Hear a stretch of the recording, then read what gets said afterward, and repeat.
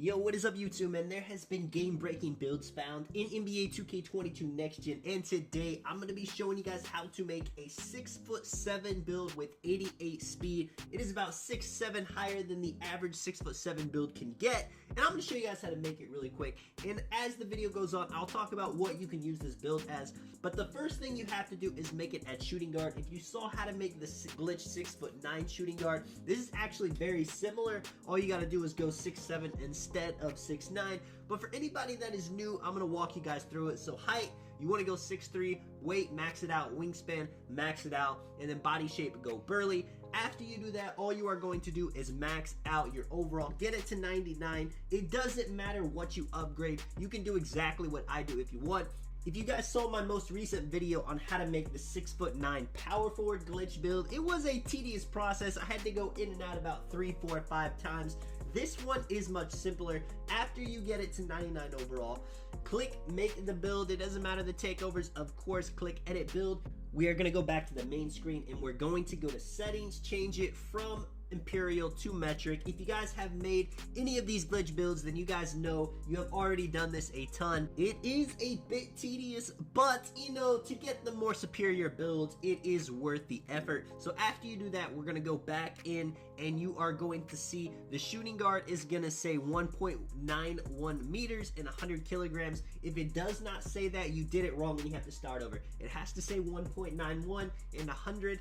Make sure you don't accidentally change the position. And then now with the height, we're gonna bring this all the way to 2.05 meters. With the weight, we're gonna lower that all the way down. And with the wingspan, we are going to max it out. So the exact numbers you should see is 2.05 meters, 85 kilograms, and 2.31 meters. Now the body shape, it does not matter. And then we're gonna do the same exact thing we just did. We're gonna max everything out until we get to the 99 overall. On this build, you know, you choose your takeovers, you edit build, you go back, and this is the last time we have to do this for this build specifically. Now let me not get ahead of myself. Of course, I do not want to skip out any of this video. Once I do that, people think it's fake, and this is definitely not fake. This is a working glitch. So just follow with me. I don't want to repeat it again, but I do want to talk about this 6'7" glitch build. So the crazy thing about this build is it's super fast. It's very hard to get elite speed in this game unless you're very small. But being 6'7" with a 7'4"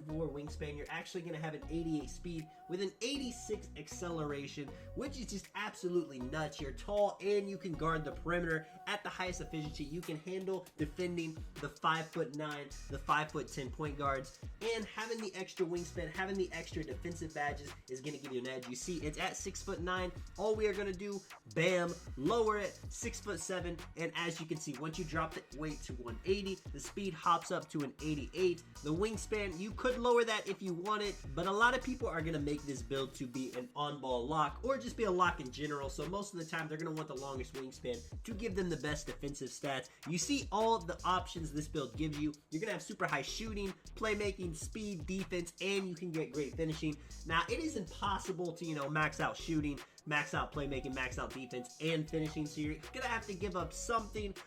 It's really up to you once you make it to this point of the video how you want to make this build. But if you want a slasher, this is a great height, a great way to make one. If you want just a spot up shooter, again, this build is amazing. If you want somebody that is 6'7" that can handle the ball, boom, right here, here it is. And if you want just a 6'7" lock that is fast enough to guard the perimeter, but also able to survive against people driving to the paint, this is your man. Now, he's not going to be able to guard 7'3" centers, of course, but he'll have at least a fighting chance. So with the perimeter defense and the steal, you want the steal to at least a 90 to get that Hall of Fame interceptor. Now, you could be crazy and max the steal out. Same thing with the perimeter defense. You want 94 for the Clamps Hall of Fame, but you can max both of those out. If you want to be just the best block you could possibly be, that wouldn't be a bad idea. The speed acceleration, of course.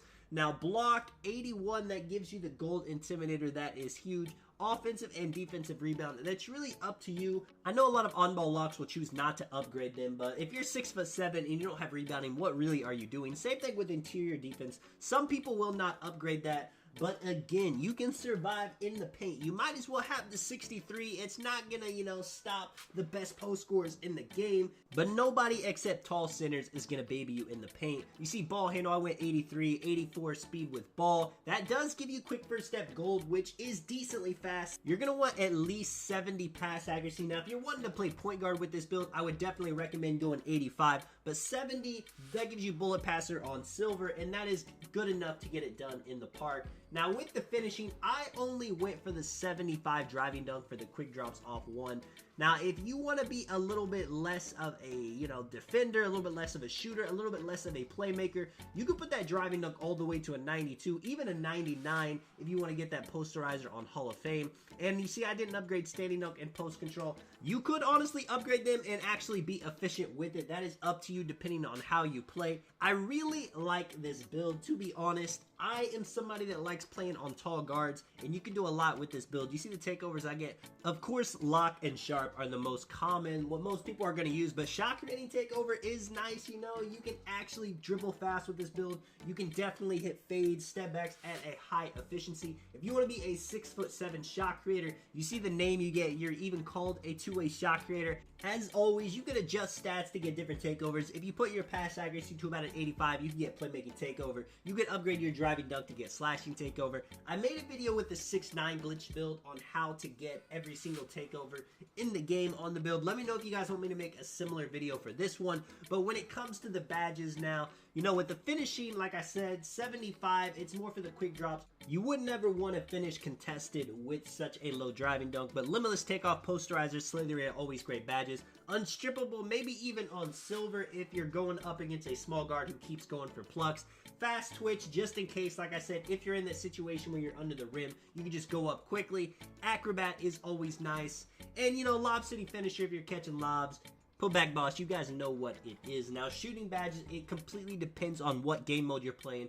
Hot Zone Hunter and Sniper are a must, but if you are spotting up, catch and shoot corner specialist, those badges are your best friends. If you're playing as the main ball handler, you want to do some shot creating, you can put on circus threes, difficult shots. You could be somebody that likes to stop and pop, volume shooter, so many great shooting badges. Maybe you're playing the ones you want lucky 7 on. Now, when it comes to the playmaking, bullet passer, quick first step, handles for days. Tight handles gold is actually very efficient at stunning your opponent. Wreck with randoms, downhill Hall of Fame and glue hands Hall of Fame come in very clutch. And then bailout bronze is a huge game changer. It kind of gets you out of situations where you go up with a bad take. Finally, with the defensive badges, this one also depends if you're going to be guarding ball, or maybe you're at the park, you're running as the center and you need to guard bigs.